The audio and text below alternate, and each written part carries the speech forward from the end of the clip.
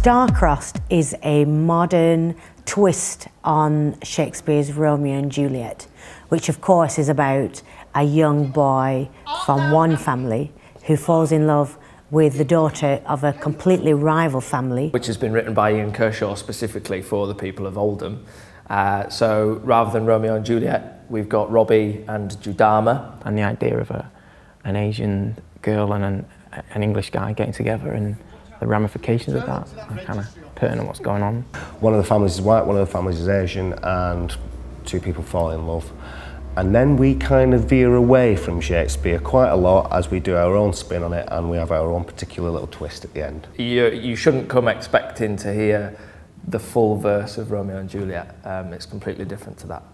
Maybe start a speech as Ian's written it, and then you'll fall into the Shakespeare and then back out again. So it's nice, it's all mixed up. It's good, it's good. It's a real sort of nice feel about it.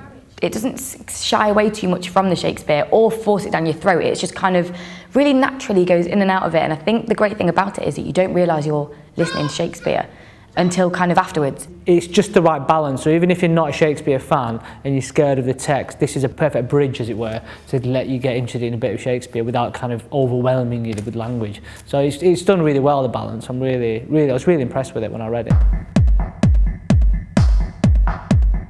I didn't know the park, and I went down to the park last week, and it's a beautiful park. Just the fact that you're in that space just makes such a difference. It's got such a lovely feel about it. A park is a classless place, everyone can go there, and to put it in that sort of neutral space, and a beautiful park, which is, Alexandra Park is a beautiful park. It's promenade theatre. Each scene is at a different location in the park, so you've got the boathouse and the boating lake, the bowling green, the pavilion, the lion's den.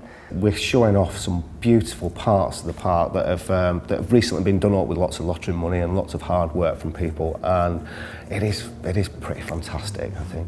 I've never done outdoor open air stuff before, so it's really exciting, and I'm quite nervous about it because obviously with theatre you have to make everything bigger and you project more, and you've got to kind of reach the people at the back, but in an open air park it kind of is that times 10. So one of the things that we have to do as actors is to move our acting style into such a big, massive, expansive space, which kind of changes its nature in a sense that you can't, there's not really any room for like nuances and that type of thing, because you have to be big and you have to be bold. We don't know what it's going to be like until we actually get into the park and start doing it. Like, we've no idea how it's going to sound or how it's going to look. We can only rehearse so much in the rehearsal room, but until we get out into the park next week, we're not going to really know, so that's really exciting. So I've got a kind of like general overview, as does Kevin and Alison, the designer, and Dave Bintley, the MD, but not many of the cast have. They've just got their own little bits. So when it all comes together, I think it's going to be quite sensational.